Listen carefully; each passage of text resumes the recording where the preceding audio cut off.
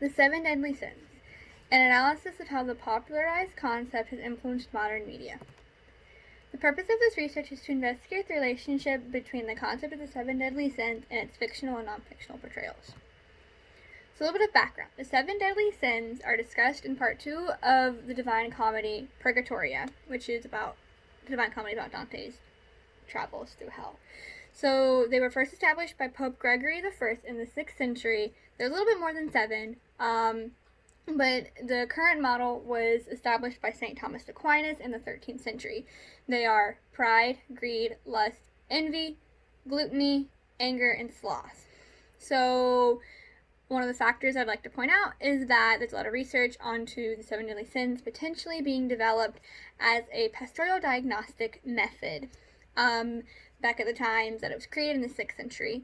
So the church was the center of society, essentially everything revolved around the church.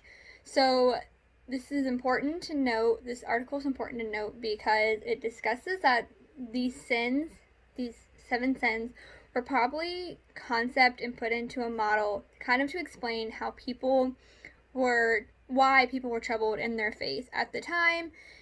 There is also, for each sin, there is a virtue, so that means for each of the 7 deadly sins, there's the 7 holy virtues to kind of balance out the two. So the image shown is from the series The Deadly Sins by James Ensor from 1902 to 1904 is when these paintings were made. So this picture is of pride, and pride is the overestimation of self-worth and an inflated ego, meaning you think you are all that. A popular saying that can be used to sum up pride is all that in a bag of chips. Greed. Greed is the excessive desire of never having enough of a possession, constantly wanting to obtain more. Lust is a desire for sexual experiences and using physical items for self-gratification, clothes, shoes, makeup, that kind of thing. Envy is the obsessive desire of others' possessions. So if somebody has something, you want it. You're envious that they have it and you don't want it, and you don't have it. Sorry. Gluttony is the obsessive desire for food or drink resulting in overconsumption. Now, it usually describes about food and drink, but it actually can be food, drink, items, anything of the sort in which you can accumulate a massive amount of. Anger or wrath is the excessive or out of control anger or negative feelings for a current situation, meaning that the anger you feel is out of proportion for the event that has occurred. Sloth is mental or physical slowness. It's also a spiritual slowness, again with a trouble in faith kind of thing. Just means that you just don't want to do something, not because you can't, but just because you'd rather be lazy and just not do anything at all. So this painting, it depicts each of the 7 deadly sins as depicted in the individual pictures, overshadowed by death to show the connection of how all of them are together and are under the umbrella of death. So for this research, I decided to use fictional media, so like TV shows, movies, and real events, like actual events that have occurred. I used only English films, eliminating all foreign films because I do not speak those languages, which means I'd not be able to watch the movies and translate them. So I used IMDb's list of most popular 7 deadly sins movies and TV shows. The list had 70 films and TV shows. I narrowed it down to 4, 2 movies, 2 TV shows. And I looked at serial murder and individual murder. This is because of the theory that all crime, violent and nonviolent, stems from one or more of the 7 deadly sins. That means that basically every crime can be summed up as being a result of one of the sins. So the media I used, for fictional media, I used the movie Seven from 1995, used The Devil's Nightmare. I used the 1994 version, but the movie originally came out in I used the 1974 version, but the original version came out in 1971. Criminal Minds episode Burn, Season 10, Episode 2, Supernatural, The Magnificent Seven, Season 3, Episode 1. For non-fictional media, I used the events of the Isla Vista Killer, Elliot Rodger. I used Brian Hood, Malcolm Perkins, and Tanya Harding. So Seven is a movie depicting the 7 deadly sins. A serial killer named John Doe is murdering people based off of each of the sins. Essentially, he chooses a victim and he kills him based off of their sin. This is, for an example, for Pride, a model is disfigured and is given the option to live as a disfigured woman or to die. And she chooses to die. She chooses to overdose on the pills she's given. So each of the seven deadly sins are portrayed. There are only 6 murders.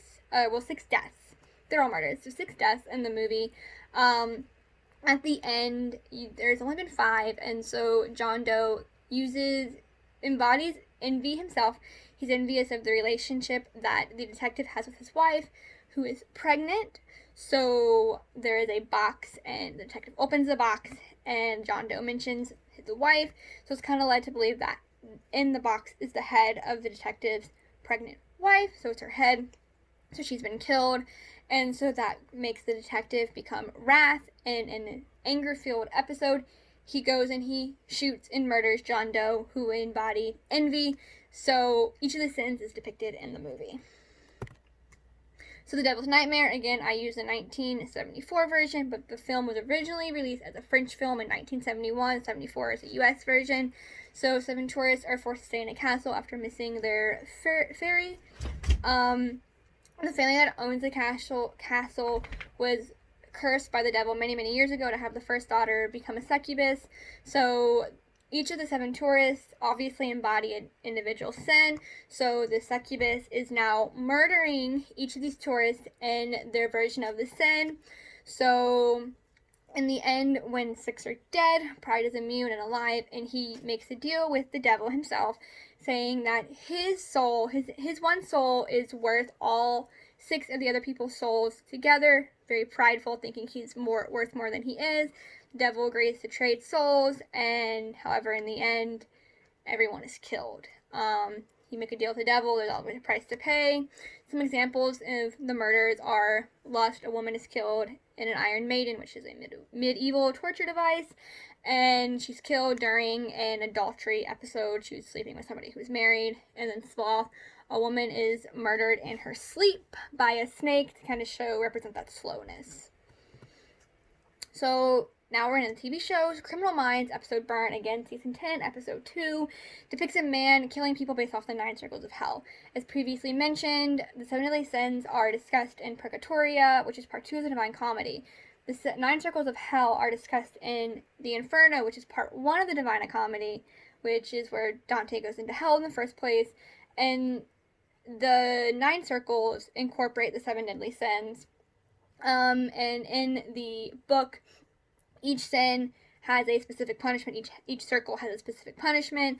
So in this this TV show, the serial killer is killing people based off of the punishment that is given in the actual book. For example, for lust, the punishment is to be blown about in a storm.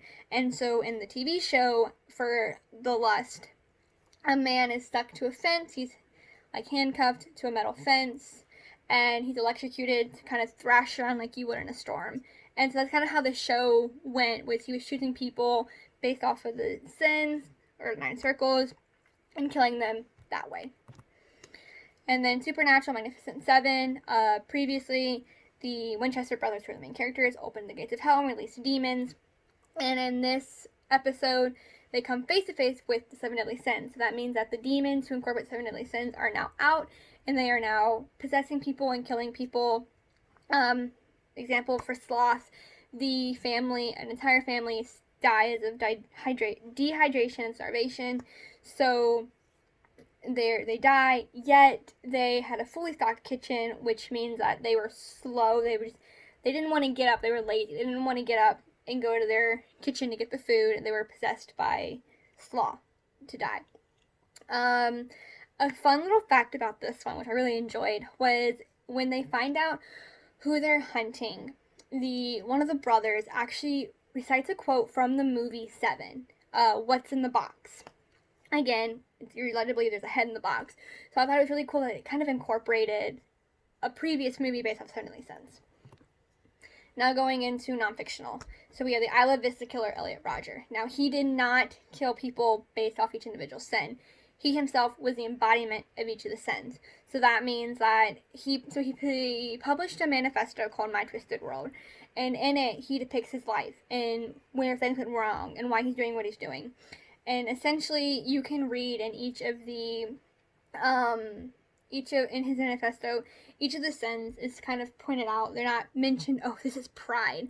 It's kind of, you have to read it and understand that he's embodying pride. her pride. He calls himself Magnificent Story, his exact quotes, and he talks about how his family has this prestigious history.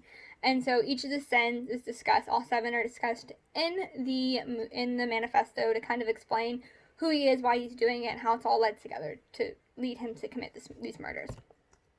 So we have Brian Hood, who embodies lust. This is getting into the individual murders based off of the sins.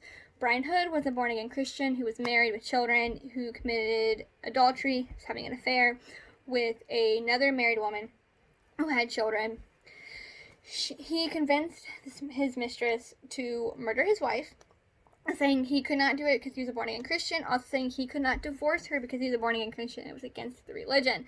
So the only way that the two of them could be together, because he was lusting after this woman, not his own wife, was for his wife to be killed. So she kills his wife. He did say that murder and adultery are the same type of sin, so they'll balance each other out and he'll be forgiven in the eyes of God again. An important note to fact is a lot of experts say that lust is not a motivation for sexual crimes, so rape, sexual assault, but they do have an influence in crime. So they're not what you would maybe think they'd be incorporated in. Alright, Malcolm Perkins embodies wrath. This man has had anger issues his entire life. So one day these come out, he's cut off in traffic. He follows this man that cut him off, and he empties his gun into the truck and into the man, subsequently killing the man because he got angry, he got cut off. And so he tried to self-defend, saying he was, fearful for his life for being cut off. Witnesses say, no, that's not what happened. He followed this man to another location from where he got cut off to another location, murdered this man. And then for envy, Tonya Harding is a very popular name. She has a movie called Harding. She was an ice skater who hired someone to attack her rival and make it so she could not be in the competition, so that she'd have a greater chance of winning the ice skating competition. Again, she is very infamous, and she has a movie called Harding, which kind of depicts it. She's a popular version or story of envy gone wrong. Again, she was envious of this ice skater and thought she would lose to her, knew that she was better, and so was like, well, I'm going to take her out of the game so that I can be the number one, I can be the best. So the implications of this research. So investigating the relationship between fictional media and real life crime is important because we do need to see if there's a type of relationship there. I use the 7 deadly sins because I'm very interested in the 7 deadly sins, but this can be used for anything. It can be used for copycat killers, it can be used for murder in general, it could possibly even be used for theft or sexual crimes. There's really no limitation to what you could use for it.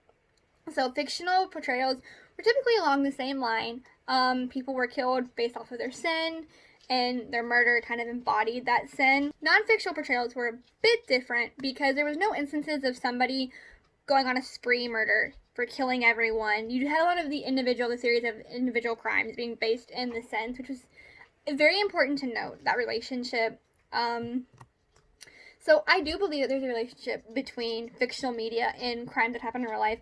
I do not believe there is a causation. So essentially that means that, yes, these content creators are creating this stuff, but it is not the reason for crime happening. People can bring influence from, there's a TV show called Copycat Killers, where killers take stories they've heard or movies or books and they commit murders based off of those. It's kind of an example, but again, I don't believe there is causation, and I do think this relationship should be investigated further to see if there is a relationship and how intense the relationship is.